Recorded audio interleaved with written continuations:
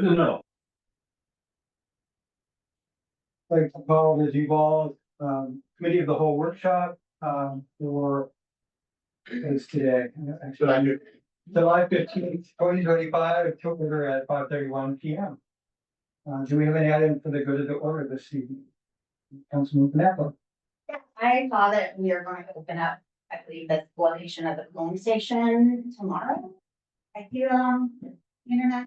Just gonna be the, like, And I was just curious if there, in the past, that's been volunteers have command it and hung out here. I don't know if that's needed. No, we have our emergency management coordinator who's going to work out of this building tomorrow. So we'll have water and other things that people might need.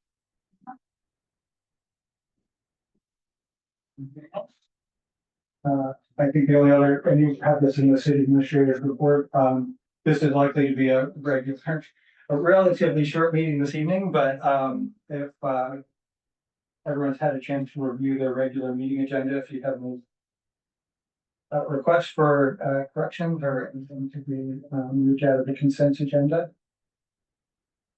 So not, so we'll move over to the first of the discussion items for this evening. The intent was to sort of revisit the proposed amendments to council procedure based on timing and availability of the city administrator. We have not made a lot of adjustments. I think the final step will be the review similar to what we've done for others, where we walk through each of the proposed changes, and as a group, we decide whether to adopt those in sort of the council. I think the piece I wanted to bring forward this evening is there was a document that Councilmember McHenry shared, which was an example of sort of, which had some additional examples. They were basically individual links. We could take a look at that, but prior to moving to that, I pulled some examples from, I think, 4 cities, and or if you could sort of share that, one being from Kirkland. I think there's Yakima. It was essentially a companion document to council procedures, which is really essentially code of conduct that a number of the cities in the areas have adopted. It basically codifies. I think it's similar to like when a city does an annual harassment policy or other things where they adopt. So you just basically formally acknowledge that you accept those versus the procedures that we operate under, which we really don't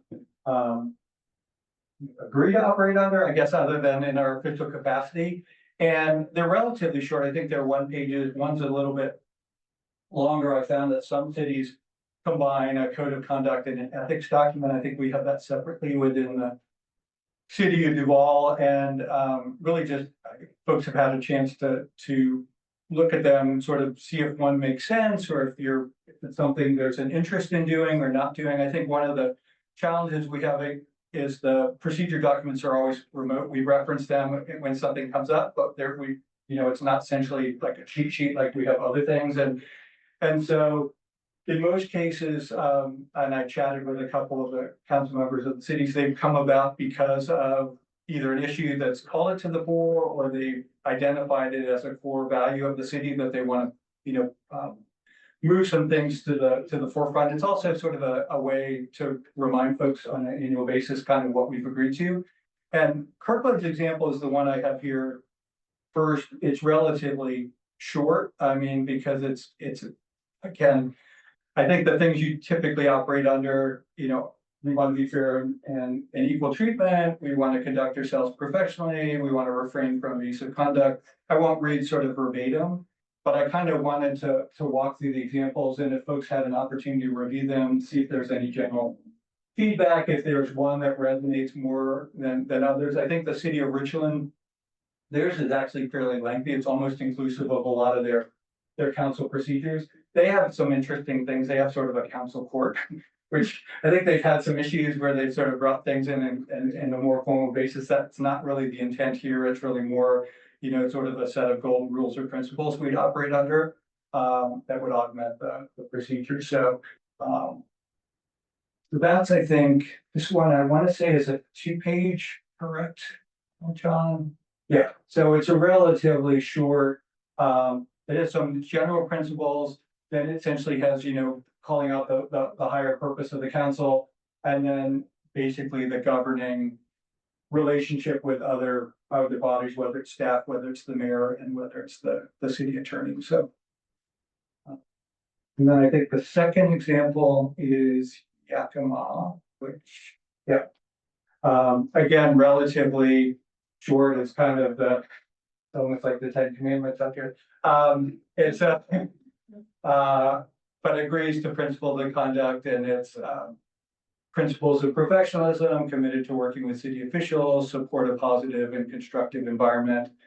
And then refrain from influence, avoid personal comments, and then, basically come to the meetings in sort of in a point of mind where you're treating others in a way that you wish to be treated.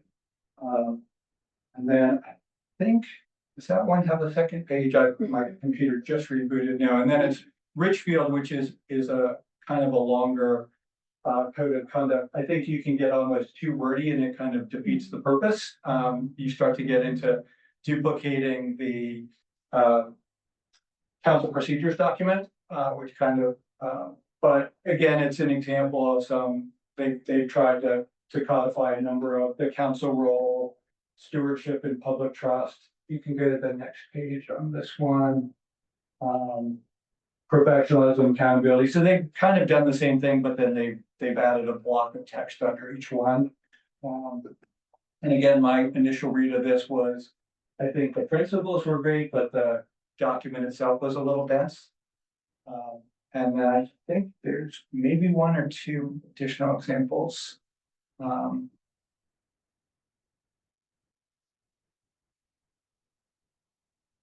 Yeah, that has some, and then the Samaras, I couldn't find their actual document, so I pulled their agenda bill, which has it in it. So if you'll move to, I think it's the next page after this one. And I know they did struggle a bit in their, I guess it's one more than that, council, and really, again, I'm trying to do the same thing. It's some higher level principles, and then they bulleted a lot of essentially examples, but and then I believe it's 3 pages. No, just okay, it's just the one. So and then the West Richland one is relatively lengthy as well. So again, my intent wasn't to sort of go through these, it was really to introduce the conversation, and if folks haven't had an opportunity to review them, sort of take a little bit of a deep dive. I don't know if like a straw poll, or if there's council wants to provide feedback, if there's one that resonates more than another, or if there's examples. If you're okay with this approach, again, it's something we haven't had in the past, so it'd be introducing a new document, but it seemed like a good time to do a reset, particularly coming into the November election cycle as part of the onboarding, if it was something that was of interest. So I'll sort of pause there. Councilmember Independent. Yeah, I mean, I love the Kirkland one, it's a solid 2-pager, like a front and back, that's wonderful. I think for some of the cities, we would just want to be careful because quite a few of them, or at least ask for council manager forms, so just making sure so I like mostly looking at West Richland, because I'm pretty sure they're a strong mayor. And so they have some interesting differences, I think, and they're pretty subtle but important. And so, I'd have to go back through and make better notes than I did. I don't know that we carbon copy, we would Yeah. basically extract and I do redesign it. Yeah, and I do like how, whether we do not say we should do the exact same, I don't want to get caught up in like, you said that one had like a little report, or I like it when our options are outlined. So we don't know what background future council members come from. They may have no clue how any of this works. So I think it's really informative to say, if this, then this, like, there's state laws. And if you observe someone, something, if there's a concern there, here's what you would do, right? Or if, and then the internal agreement that we come to. And I just want to say there's such a long history to trying to do this. So I appreciate you bringing it back. I worked on this with former council members, and we always got a little hung up because when you start to get to a point where it's complaint based and here's the process, like that one, and you have, what was it, 3 years or it was some kind of timeline that just seems like a very long time. I don't want to be too structured in that way. I'm hoping for more of a informative structure to help people in what to do in certain situations and to make sure that we've written down what our actual agreements are, how we're gonna work with each other. So overall, I liked West Richlands if we maybe trim it down a little bit because that one's pretty long as well. That's 6 pages long, so, or 5.5, but just want to really pay attention to the council manager versus if there's differences in those strong ones. And I can provide a follow-up email and when I have a little more time to go back. Yeah, that's you can capture specific names. It's Yeah. kind of interesting because we did an exercise at one of the council retreats where we kind of Mhm. did some of this on a sheet of paper and it's kind of formalizing a little bit. Councilmember Schaefer, I think he. Well, first of all, I agree, short and sweet is that more words aren't gonna solve our problems. And so I like the concise approach very, very much. So I'm all in favor of council procedures. Just I guess, my thought, and I know I've said this before in the council meeting, it isn't gonna solve some of the past issues we've seen. What's gonna solve that is council owning this meeting and stepping up to take control when necessary.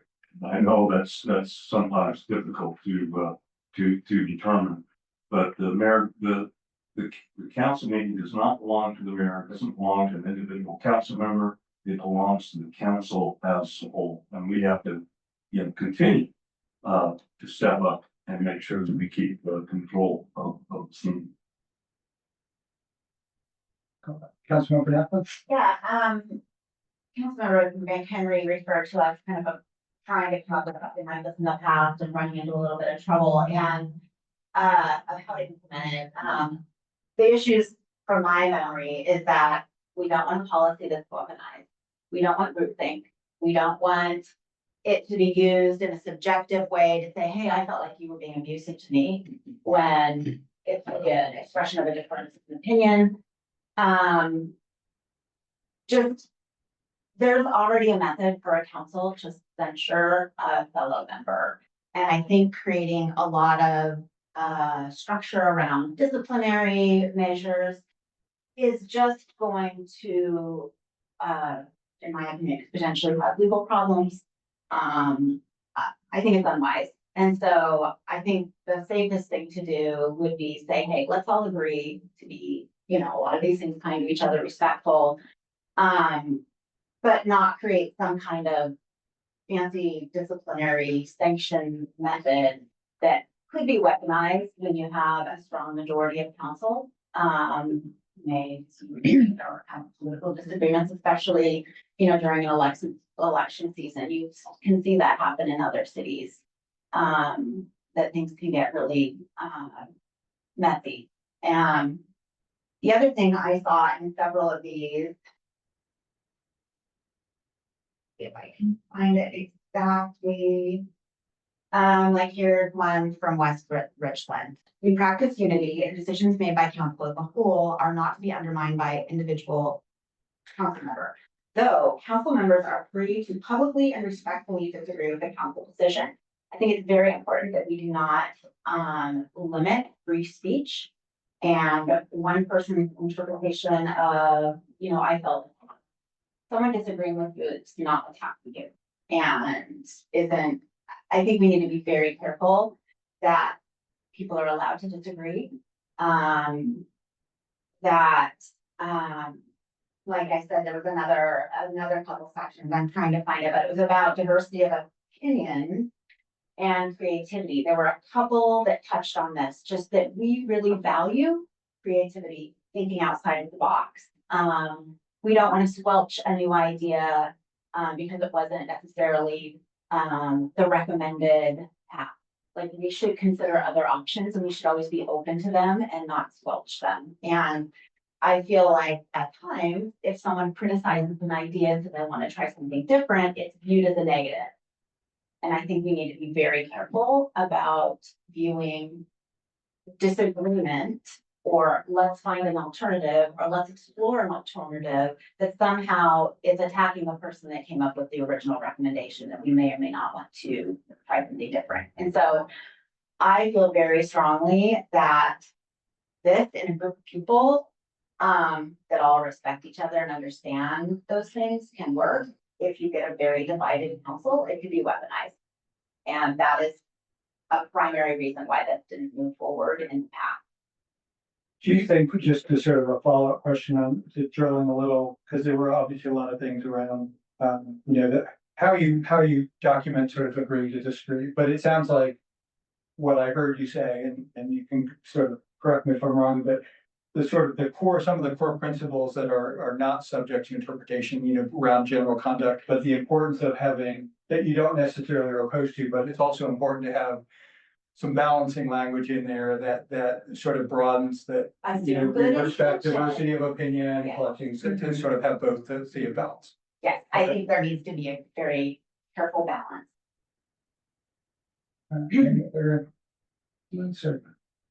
Councilmember Rowland? So, yeah, I mean, I like the idea of implementing a document like this. I like having kind of guiding principles and governing intentions of behavior. I think coming at it from a high level makes sense. They're kind of formative principles under which we would operate. I like that. I think that when it gets into the nitty gritty, it makes sense to put that stuff into the council procedures. I don't think that needs to be in the high level document. And I think we can include the council procedures by addendum or, a reference or something like that in the high level document. And I also, Kirkland's spoke to me just is the easiest, most accessible, most approachable. Some of the other ones were maybe either too simplistic or too robust. And I felt like that was the kind of Goldilocks in terms of size and scope. Yeah, I concur with Councilmember Schaefer that shorter is better. One to two pages is not all I can manage to read anymore. So, comprehend it in one sitting. So 1 to 2 pages, fewer words, bulleted items, I don't like to see 5 or 6 sentences in a paragraph in a document like this. It's just, Yeah. No one will recast the first 1 or 2 sentences. Councilmember Kupa? Yeah, I'm in agreement that I like the Kirkland model because of its simplicity and for all the reasons everyone else has stated. And I look at the code of conduct kind of as a boundaries thing. Like, this is just how we're gonna behave and these are the consequences if you don't. And it's family code of conduct or, Yeah, and I think just to reiterate something Councilmember Rowland said, and I think it's come up in the past and Rick, you mentioned this as well, is there's sort of the guiding principles and the intentions, and then there's sort of the how we implement things in the moment. And so I think it's important to sort of have a lens on both of those. This is kind of what I've been looking for, and I saw you took some notes as well. If you have specific examples, I think what I heard sort of uniformly or generally is the Kirkland model was sort of as a template worked well. There were maybe some things missing that it needed to be just to make sure that we clearly called out the value on diversity of opinion and other things, so that it was a balanced document, not to get too heavy. And it's, essentially it's like a crib sheet for, that we can hold ourselves to. And we don't have a meeting, I think, in August because we have the National Night Out. So hopefully maybe we can have something to bring back later in August, and I can work with city administrator on it. But if you have feedback or specific examples, feel free to email those in as well. Yeah. Administrator McNair. Yeah, we can have this ready for the August 19th meeting, so we don't have one on the 5th.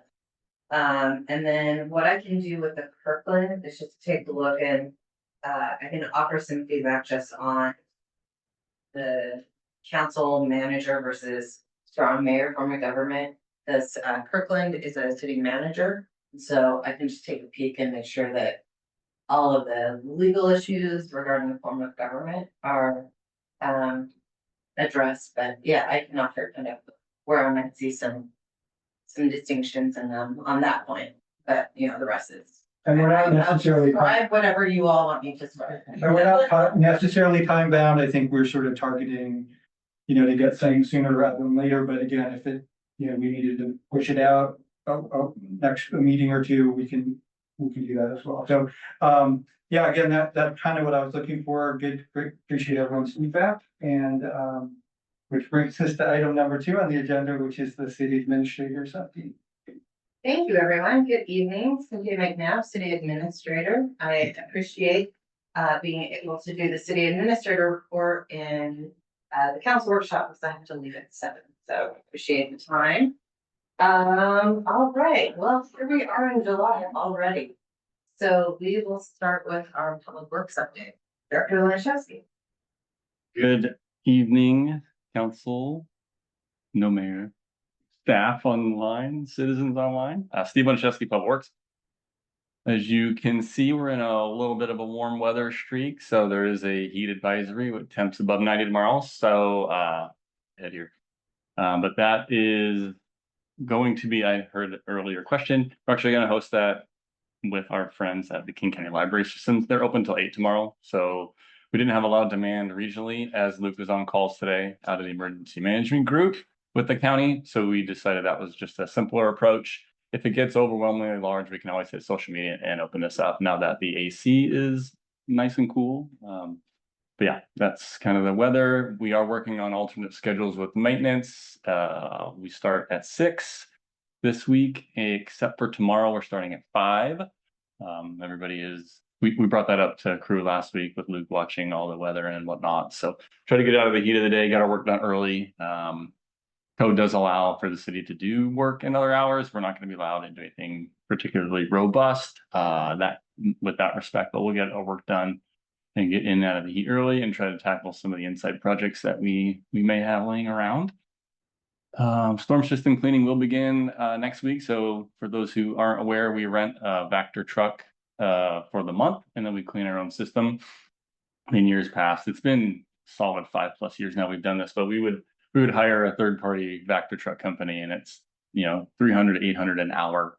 And by NPDES rules for stormwater, we have to clean our system annually. So that got very expensive very quick. So we rent a truck, and we have licensed drivers to run CDL with tanker endorsement. So those crew members use a leased for the month piece of equipment, which costs us about 15 grand.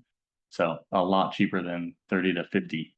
So that's starting, and we do use that for some miscellaneous water projects we have laying around. Instead of digging, we can Hydro X the hole and get work done that way. So it's a very handy tool. The summer hires are here. We have 5 this summer. 1 running the Friday through Monday shift with parks, and the other 4 running with streets and storm. So they've already cleared majority of the ponds and bioswales throughout town. So we hope to get 2 runs at each item or each property with those guys. 1 high school, Cedar Crest, 1 Oregon State, 1 just graduated Cal State, 2 UWs. So is that 5? Right. They're great kids. They work well together, and they're having a good time. They all get along, which is great, which you can't always count on. So yeah, they're having fun. Next slide. Oh, Mr. Schaefer. We can go slide by slide.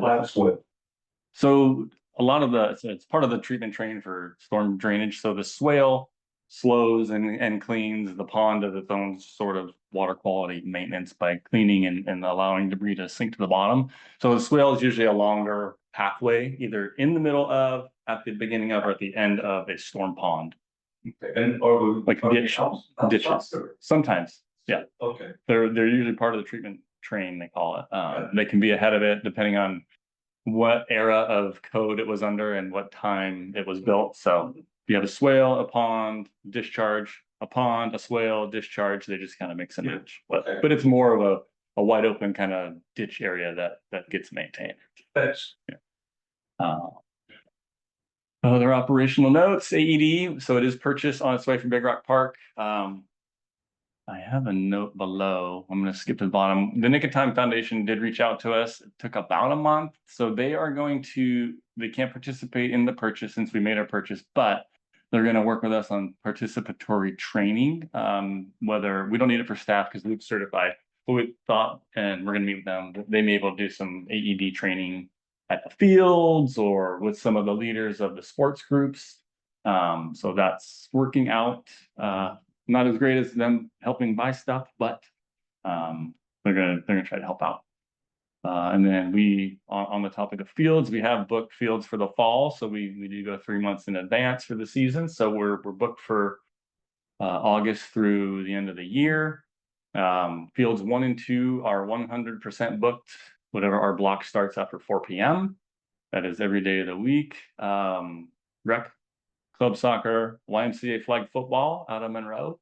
We've got lacrosse, cricket on Sundays, fast pitch, and some select baseball. And we do work with the rec soccer, and I put the little picture of that is the south part of Two Moons Park. 7 and under rec soccer, little 3-on-3 kids that run around in a big pack. They play there, which has helped our parking issue, because you get more cars per U7 than you do, U12, because you got grandma, grandpa, mom, dad, all coming at different times. They're usually first. So everybody's just getting home from work and they run to the field to watch the little kids play. And it's just chaos. So this works out great. It's grass. It's in the neighborhood park area. So this will be the 3rd year. And we use the regular grass rental rate for field 3 per our fee sheet. So any questions on that slide? All right, next. I noticed no comments or questions, but the tank design, the 2.2 million gallon tank design is in the packet. That is a combination of 2 projects on our water CIP list. Estimates are right on target, and that is a 2020 estimate that does include soft and hard costs, right? Planning, design, as well as construction and implementation. I think the biggest, we had great interviews, great solicitations from the engineering community. The biggest question now, like the 2.2 million gallon tank has about a 5-foot portal that we will open up. It's like person access. You can get in on top from the hatch, or you can get in on the side.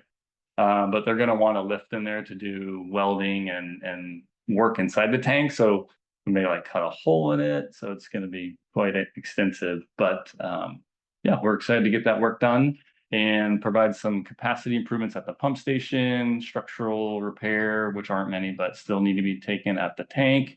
And then mixing. Right now, the drinking water comes in an inlet, and the water goes out the same inlet. It's called a combined inlet outlet that does not provide for good water quality, because water on the edges can get old. There's not a lot of mixing. So this will provide a mixing solution for that too. And we'll look at our 0.5 million gallon tank and spruce it up operationally, because it will be the only one online when we take this offline. And the timing of the implementation of this now is so we can do this work in the fall of 26. Next slide.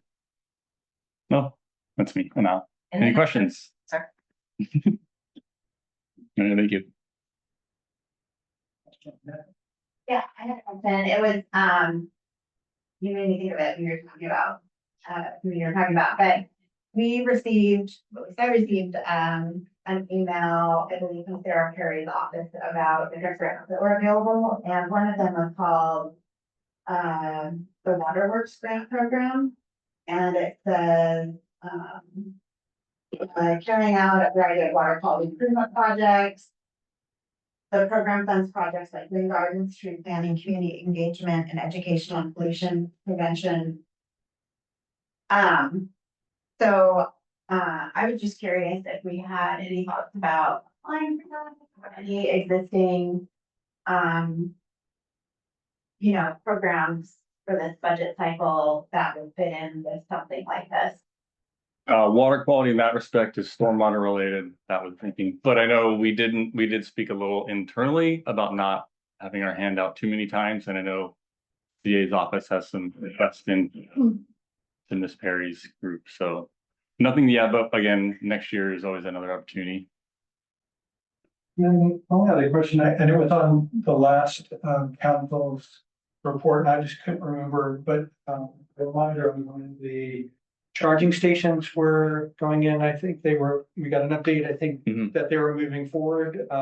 Is that this month, or the coming month, or just? As soon as PSC graces us with their participation, they're trying. They do have a lot of, like, seemingly maybe more input on their side and people working on it that seems less efficient. But they're trying, so it's coming. It's not, it hasn't stopped and it hasn't gone away. It's just slow to I just knew there was materialize. a specific date and it sounds like Yeah. there was, and it was, there's a subject to their scheduling and availability. Yeah. All right, turn it over to Director Thomas. Good evening, Mayor and Council. Yes, it is small. I know when I get back here, I should relook at my font size. Last week we did an inspection for town 143rd, which is a final plat inspection, which normally takes quite a bit of time, but this one was actually pretty quick, so that was good.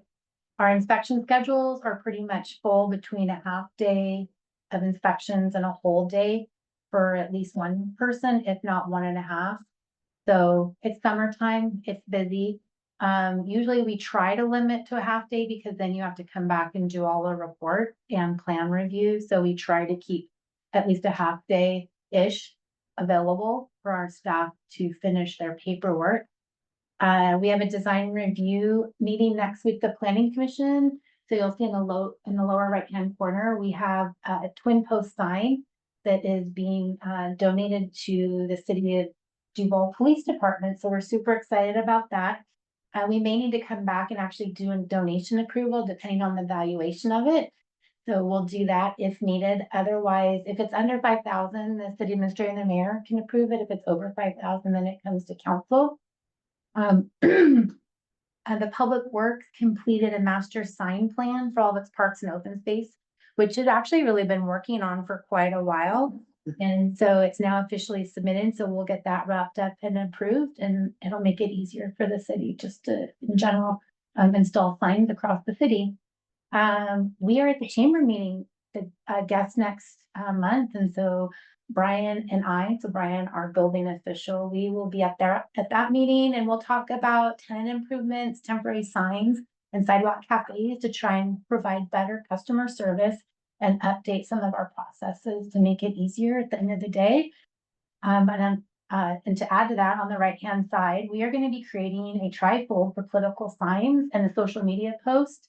And we will send that out to anybody that's running for election within the community. And also if we start to see regional signs, just so they know what the policies are for the city, because the last thing we want to do is pick up any political signs. That'll get you in the newspaper. We're also updating our temporary signs, our trifold. Last update was probably about 3 years ago, and so we're doing that. We attended a UGA webinar today that was hosted by Commerce. Honestly, it was really good, but about 2 years too late. But at the end of the day, like, we're all behind, and so it was really good. And they're actually going to be releasing an urban growth area guidebook, and you can take that term, urban growth area. It means a lot of things to Commerce. We also will be talking at our next meeting about PSRC certification of our comp plan. So we look forward to that update with council at the next meeting. Next slide. So in our policy realm, we are actively updating our zoning map to be consistent with our comprehensive plan, which also means updating our zoning designation. So if you remember correctly, we have a manufactured home park as a new designation. So we just finished a first draft of that. It's in our internal process within all of our departments, because we utilize our development services team to look at all the policies that we create. We're also parking policy update. We almost have a first draft complete for internal review. We are required to do this. It's a state mandate, and I think that planning commission and council might be a little disappointed in what we have to do. We have to for example, we're going to reduce our parking stall sizes and some others, things like that. So stay tuned for that. We're trying to get through that policy update probably by October, maybe November at the latest. We're also working on the impact fee policy update. So we did start down the road of adopting new fees and also requiring like ADUs to pay impact fees. Well, we need to update this policy so that it's consistent with the work we did for the ADU and our fee resolution. So that is on board too, and that's part of this next batch of policy that's going to Commerce. We just have started the affordable housing policy, what I call the research phase, which is usually kind of the largest piece of policy making. And so we go around and we look at all the different cities, and a lot of cities have recently adopted affordable housing policy. So like Redmond, Bothell, Williamsville, they're all starting to turn that over their council level. So we'll take a look at those. Not everything's appropriate to Duval, so we'll probably take what's there and have conversations with them. Our sensitive area policy update, that's coming soon. Our RFP is out and active.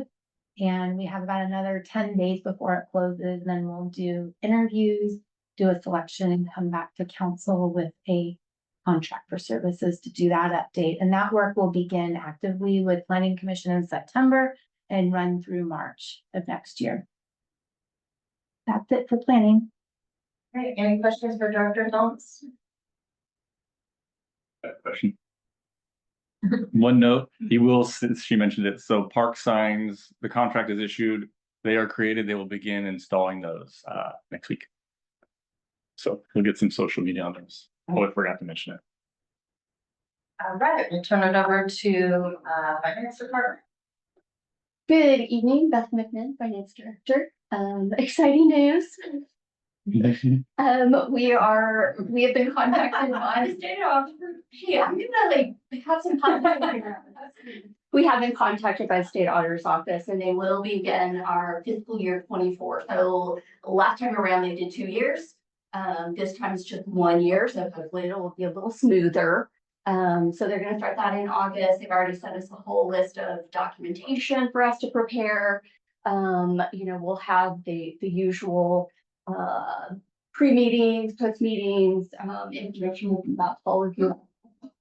We do qualify for the ACE instead of the full single audit for federal grant awards, because our ARPA money is not included in that, and our other federal grant funds are under the $750,000 limit. So that will be an easier process for us. We're actually looking forward to it.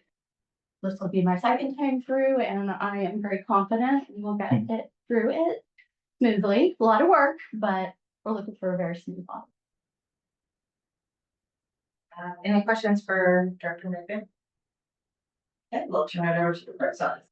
Good evening, council, mayor, members of the public, staff, John Botero, city clerk. So we are having our annual picnic on Monday, the 18th of August from 11:30 to 1:30 at Pit Rock. And all of you are welcome if you would like to attend.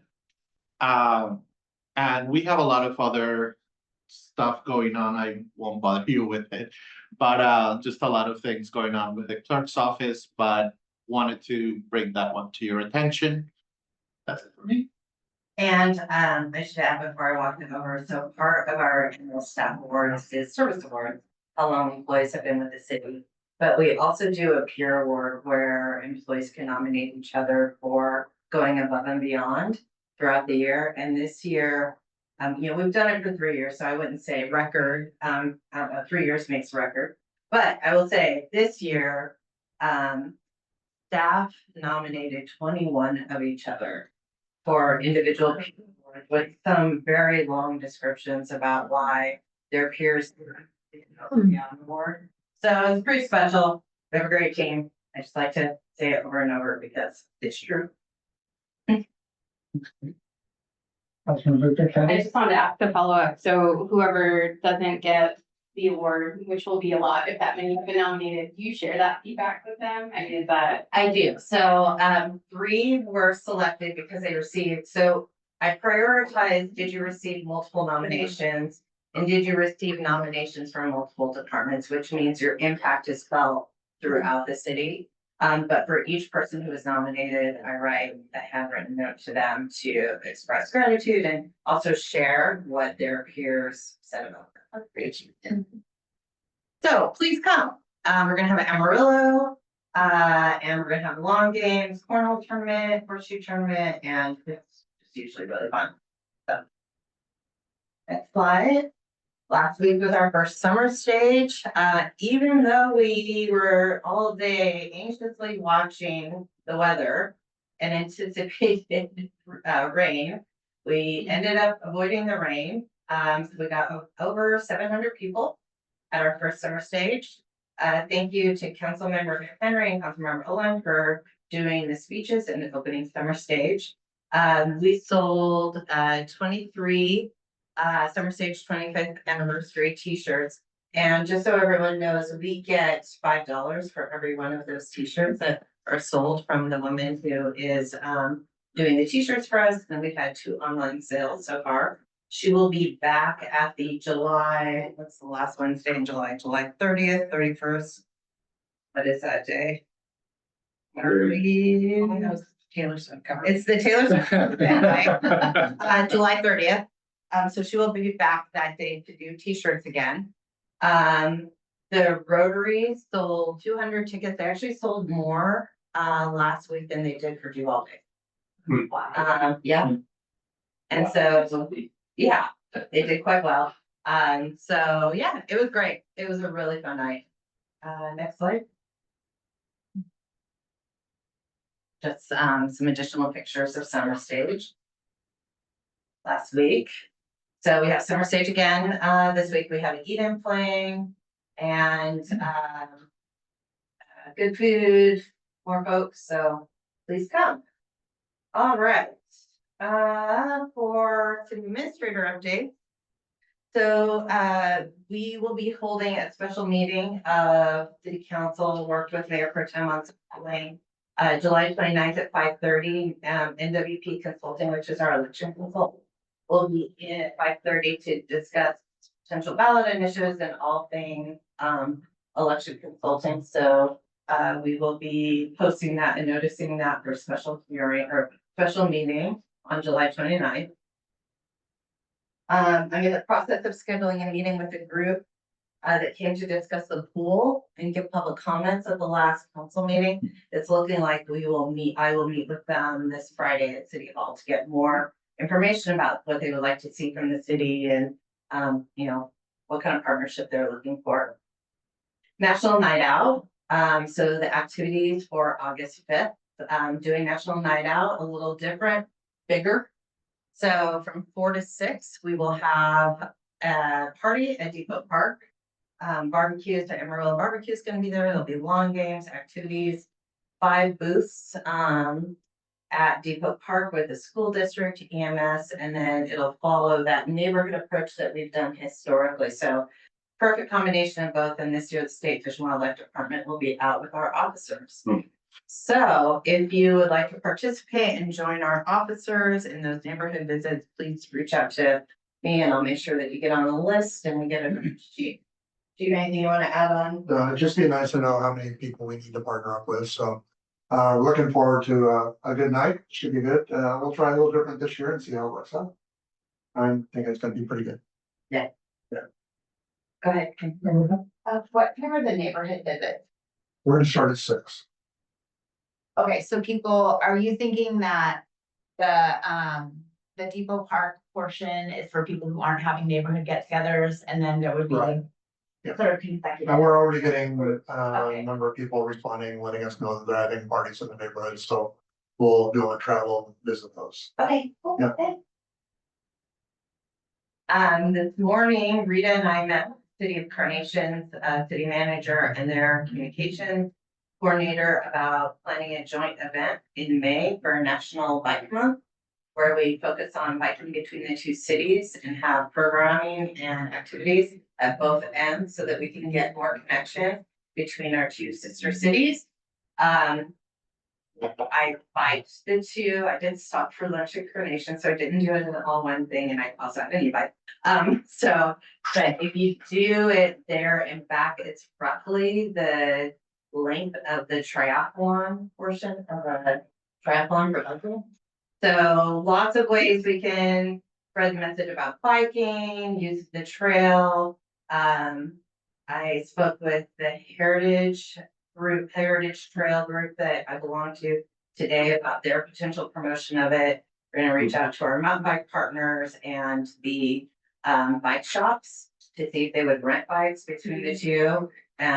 So when I was on the Heritage Trail meeting today and talking about, oh, this morning I was late to the meeting. And so I said, oh, I'm late because I just left this meeting with Carnation about this bike event that we want to do.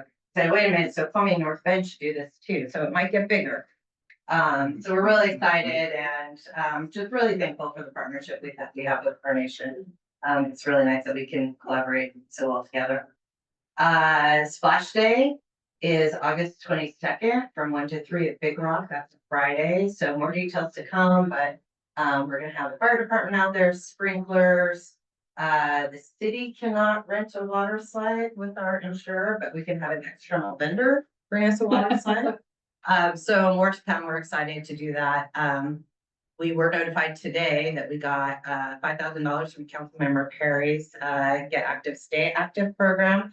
And our grant application had coverage for those water toys and activities so that we can do this every year. So that we'll have the resources and the stuff to do it. So excited. It ended up, we were talking about planning Splash Day. And then 1 hour later, we received the award from Councilmember Perry. Thank you to Councilmember Perry's office. So Steve, as we were talking, Steve reminded me that to this afternoon, we pivoted on the cooling center, but this is available. It's obviously cool. So if we need it, we have it. We also have the City Hall conference room. We need it. It's cool in there. Couple other things. Summer Stage. Today we went and bought misting equipment.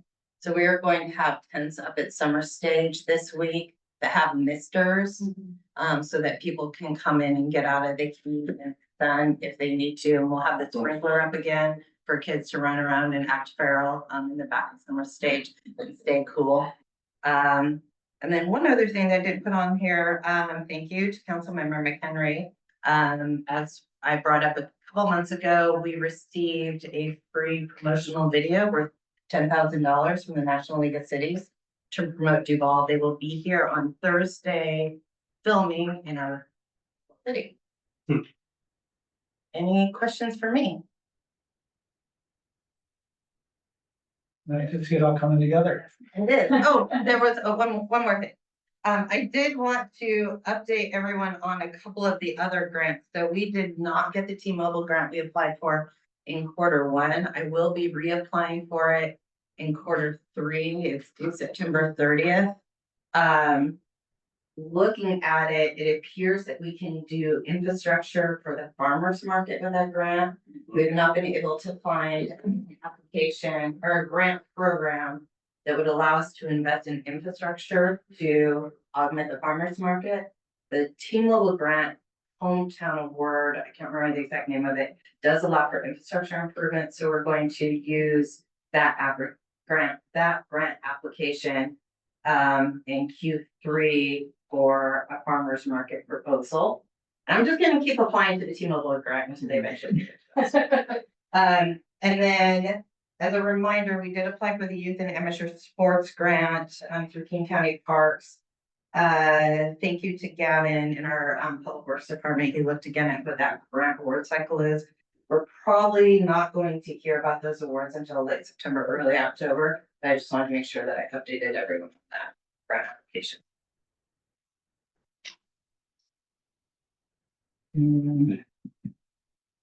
Brings us to our, oh, yes, No. so sorry. Yeah. Councilmember Knappel. Grant came up and I was just wondering, at one point, the Works Director had reached out about the community partnerships and grants and was kind of waiting to hear back. And so I was curious if we ever heard back from the TJ from that program. Yeah, so we did hear back. The big problem with that program is they have to own the land to then join up on the grant. So we tried to discuss like, oh, well, what if we swap or chew on title or whatever? They were very I don't think they have any wherewithal program wise to answer those kind of questions. They're just checking boxes and getting grants processed. But I did have a conversation. It's out of the realm of that program. Not that they don't like the idea. So That's what I know. So is this something that we could advocate with Sarah Perry? Because I really still feel like we are getting the short end of the stick with the levy, the King County Parks levy, just because if you look at the concentration over by Snoqualmie, Fall City, they have the Fall City Parks District, they have the one that covers part of North Bend and Snoqualmie. They're kind of double dipping because all of those organizations are getting a huge influx of money. Plus, they have facilities there that are already maintained by King County. We have the reason we can't do the community partnerships and grants is because there's no property that King County is going to buy or invest in here. So we're being excluded from a program because they won't invest here. And honestly, the King County Parks levy is leaving us in the dust worse than I can't even imagine. I'm just sickened by it because they, like I said, they're giving each of those park districts like a full almost $1 million in addition to each city getting their funding. And we're completely surrounded by all this unincorporated that is not served. So anyway, I know we ended up, I wanted, and I thought we were gonna maybe try to provide some formal feedback about the way that was being structured, but then it became too late for the levy. But is there a possibility that we could advocate as a council by writing a letter, just say, hey, we're excluded from some of these programs, we don't have property? I don't know if it would make a difference, but I really feel like we need to advocate on behalf of our community, not just inside city limits, but the greater unincorporated area, just because City of Duval and our taxpayers cannot afford to provide all athletic fields and recreation for 30,000 people. It's not fair. We don't have the money. It's not sustainable. And anyway, I'm kind of going on a little bit of a tangent and I apologize. Thank you for allowing me to, but I am wondering if it's something that our council could provide feedback. I think that's a question for council, not for director elections. Some perspective, so to get property referred to a property swap in King County, it takes months, and Councilmember Perry is one of 9. She's one of 9. So chances of getting that major program changed are very, very, very slim. That's just reality. Councilmember Perry advocates extensively, exhaustively for our community, and including in everything that I've ever seen that kind of has come forward with the city of Duval and King County. So she is doing that advocating. A letter may help, but at this point, I'll be very blunt. King County Council is going into the budget session. At this point, their recess starts in less than 2 weeks. It takes at least 6 months to get an agenda bill through council, and that's after it's been vetted. So you're looking at a multi-year process to get any changes to these programs. That is just the way it works. That's their timeline. That is the extensive review process. It goes through advisory committees, legal, staff, public meetings. And I'll be also blunt, it is extraordinarily expensive. And I think that at this stage, the levy was very publicly discussed for months before it came onto the county council agenda for approval. So anybody that tracks the county council and subscribes to those lists would have clearly seen those discussions occurring.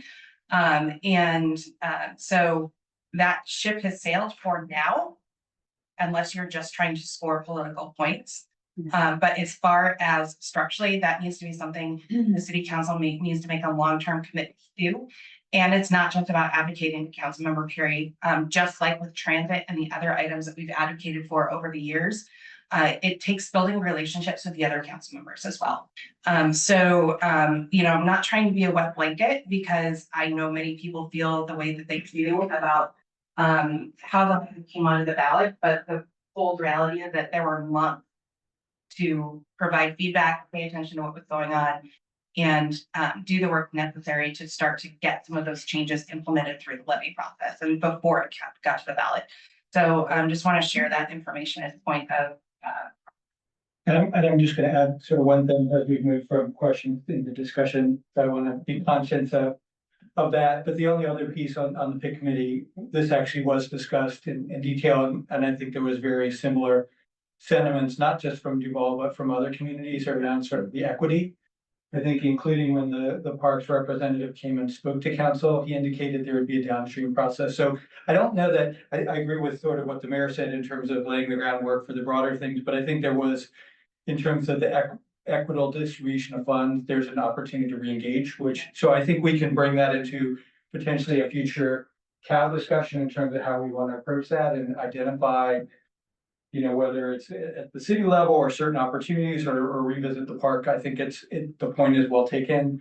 And it's probably a mixture of the two, is to reengage in terms of, to call them on the commitments and the comments that were made on public record to our council, but also to the broader conversations around land swap and other things that do take more time, So with that, we've actually, oh yeah, Councilmember Picker. We'll see. But first of all, we have to start somewhere, and I agree, nothing's gonna happen overnight, right? And it may be a multi-year process, but certainly we have to make our concerns known. And it sounds like that's already started in other communities as well. But NIDAD Carnation to the list of cities, it also gets a fair amount of weight from the county that we don't here. Our one little completely unused county park we have in Connecticut County is certainly not counting as far as I'm concerned. So I would like to pursue this. I would make a good CAL discussion, whether we end up writing a letter or whatever. But I think we need to take some sort of action. I made a note here, we'll discuss it as a future agenda. Because I think we could actually spend quite a bit of time doing an inventory and where we want to actually focus. Thank you. So we have two remaining discussion items. I think they're both from Public Works. The first is the amendment and update to the 6-year transportation improvement plan with Director Lenship. Good evening again, Mayor, Council, staff. Steve Lenishevsky, Public Works. Clerk is pulling up a slide.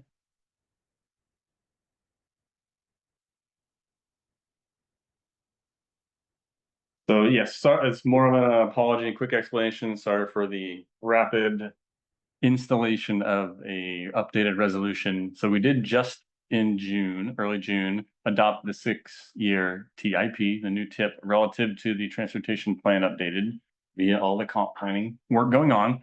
With that said, we omitted a program which we didn't intend to do. It's on the 20-year list and the overall plan. It just did not get added to the 6-year list. So we're recommending adding this programming to the 6-year tip. So then the TIB applications we normally go after, some of those programs are then eligible, because without this on the 6-year document, they're not technically eligible because they're not in our tip.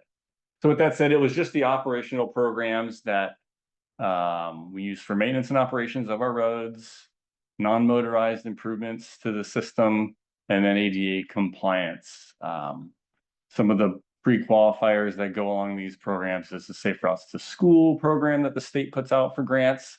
We have not been successful. However, last year we were pretty close from our understanding. But that said, complete streets through TIB and traffic calming. Pretty simple stuff. Obviously, we had questions and comments, none raised on the agenda item in the consent packet. So just wanted to bring it forward to share what it was all about. And pretty much we had it on our old plan and just got omitted from the current plan. Any questions in particular to that work? Nothing new, nothing robust, nothing different other than putting the words back on. Okay, well, thank you. Take that as the end of that item. All right. And then the final item for discussion is the Transportation Improvement Board grant submittal, also with Director Lenishevsky. All right, that time of year, and grants are due in mid-August prior to another council meeting. So in the packet, we had 2 grants we are submitting on this year. You will notice none were overlay related. Our federally classed roads are in a decent status right now. So none of our current year's work on overlays would qualify for reimbursement from TIB. So we'll work on other roads in the following years. But that said, we are going after 2 programs. Active Transportation is their kind of newer program. So Complete Streets used to be the one where if you had an incomplete segment, then you wanted to complete it or fill a gap, that was the program. They've kind of expanded on it in this different way. Complete Streets got a little bigger and Active Transportation kind of took on its own element. So with that said, the gaps we are looking to fill through the Active Transportation Program, kind of in the heart of town, where you have a lot of activities, ped, cars, bikes, kids. We're looking at the two pieces of missing sidewalk, which are between 276th and 278th. Now, the overlay pretty much put the road in the exact space it needs to be for all this work. This would just be some curb work and widening work to add sidewalk. That said, bike lanes, we have the first segment is a bike lane, which is a Sharrow. You notice if you come off 275th going east on 150th, you have a bike lane with two arrows. You kind of share the space for a bit and then it widens to its own area. And then no sidewalks on that south side. So we are proposing that. The grant request would be 800, the city's share would be 300. And the other bit of great news this year is we clicked more AV on their tables. So we used to only be required to provide 15% match. Now you're bigger and you provide 20% match minimum. So we're working on that. The very fun stuff is that was the assessment in 2023 for the 2024 programming, which I think is usually a year behind. But the AV dropped. So I think the next cycle round, we will be back in the 15% match range. So I don't know. We asked for special dispensation on that because it was all the numbers were out after the programming was announced and they said, sorry, no. So with that said, that's the project we're going for on Active Transportation. So next slide. We are going after the missing sidewalk gap on Big Rock Road between the new Toll Brothers installation, stopping at 271st and then up to 275th on the north side. Not a lot to say. I think everybody knows the space, knows the gap, and could all agree since it's on our lists, it's a good one to go after. So we applied last year and we're not successful. We hope that we are successful this year. Those are the two projects on this year's TIB grant application process. Any questions? Councilmember Dodd? I have a couple, questions to comment on the extension on Big Rock.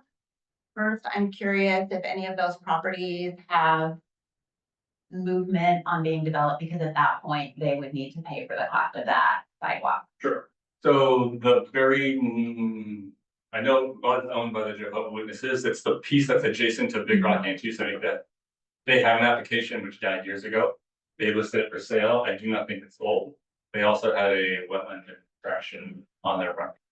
So I don't think that was going anywhere. We have nothing new on that piece. The other two pieces, there's nothing active that we are aware of. And if they do build something, remember on the front edge, they do get credit, which is fine. We don't care. They build it, we build it. There's no need to build as much of our infrastructure as we do. So that said, that they would get credit if they had to do it, but nobody is currently in application to do it.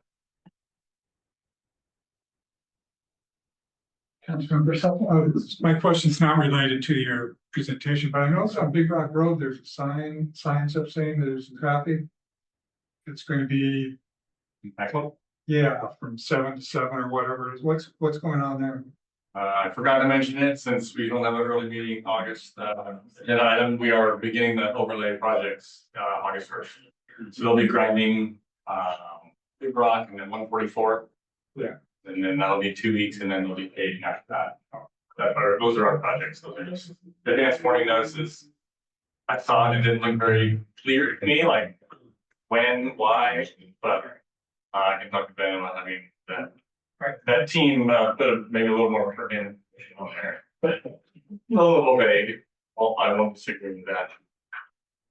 Councilmember Kennedy? Well, I'm excited for both of these projects, huge for the community. On the 150th one, I remember in the past, there were some sensitivities around some of the property owners. I'm assuming there's been some ongoing maybe discussions with them, or they know it's on the future agenda, or I don't know, I just wanna make sure, I know that might be rough. I don't know how much it eats in, you know, sometimes it's surprising for people when they're used to their property going up to a certain point, that it's actually the right of way.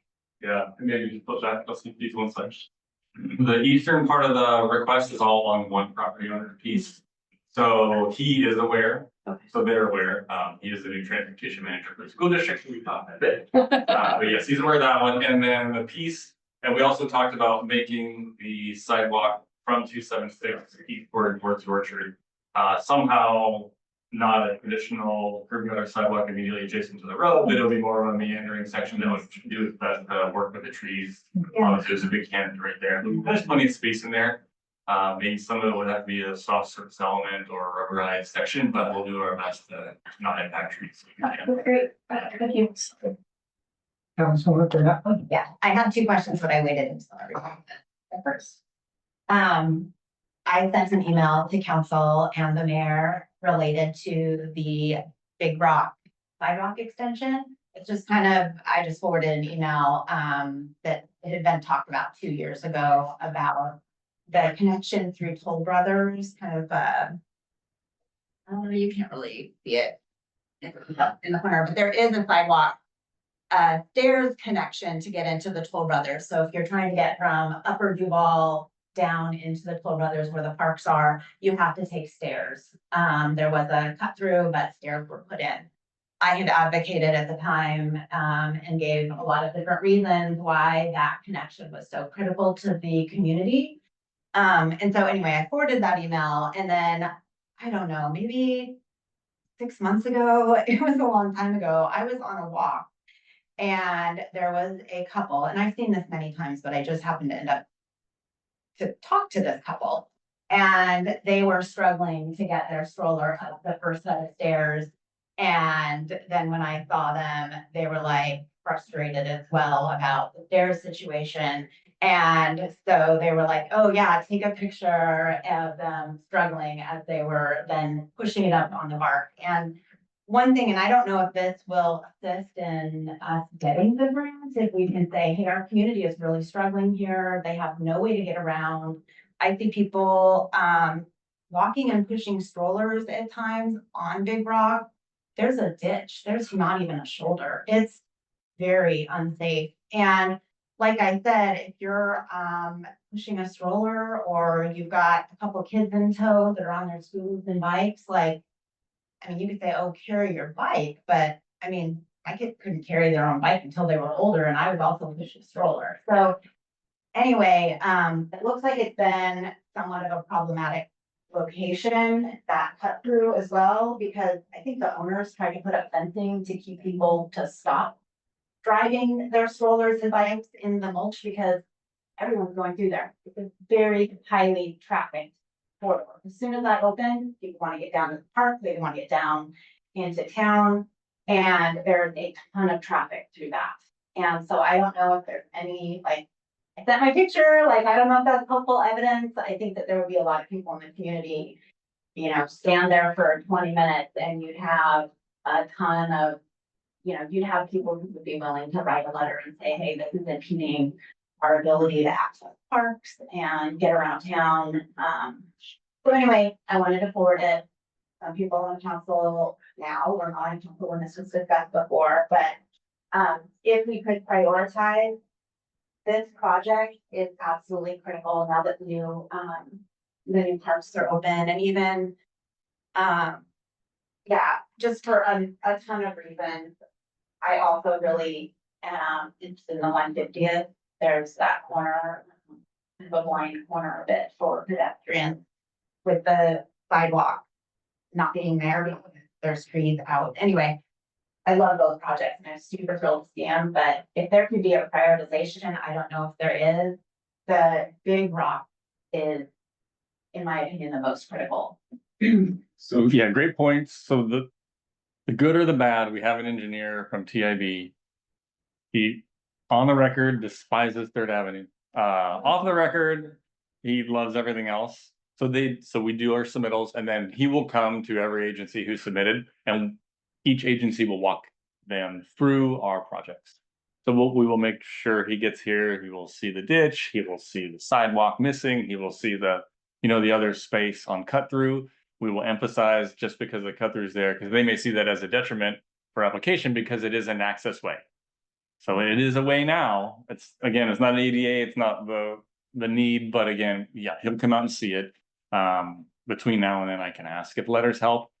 TAB, as government as they are, is quite a strange group. They go into a meeting, they come out with answers. There's no explanation, they don't show the math. So I think there's a lot of like, Greg said this, Tom said that, we're gonna go with Greg's on this. So there has to be, just on the way, like some of these projects come out of it. But that said, Greg is a great listener and he has seen this project before. And now that we have even more half build out, because the last time we applied to was for a bigger section, right? So now it's a smaller section, less committal from them. Prioritization, I will ask, but they're two separate programs, so I don't think prioritization matters at all. Because we're not going after the same bucket of money. So, Thank you. yeah, thank you. I think that That's it. brings us, we have the written reports, obviously in the planning calendar. We have relatively light council meetings, so rather than bring the council reports forward, I'm gonna actually keep those in the council if there are any, give folks a little bit of a break prior to the meeting. We have roughly about 15 minutes. So if I could ask everyone, I'll adjourn the meeting at 6:42 or 6:45, let's say, up here, and ask if everyone could walk out, be back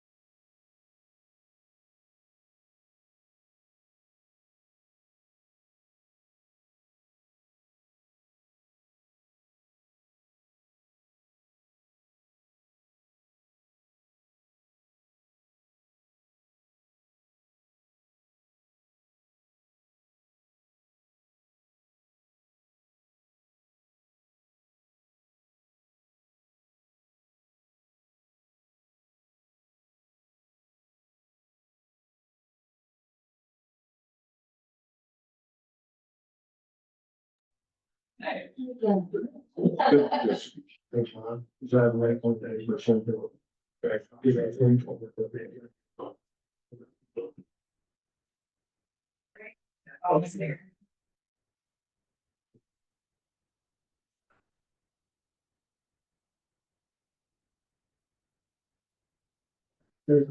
Oh, yeah, no, I thought it was just.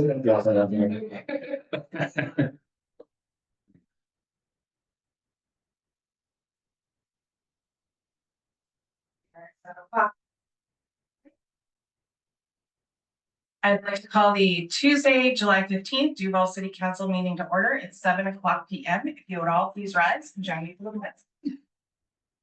I pledge allegiance to the flag of the United States of America and to the republic for which it stands, one nation, under God, indivisible, with liberty and justice for all. Clerk, will you please take the roll? Yes. Mayor Whipperlander. Here.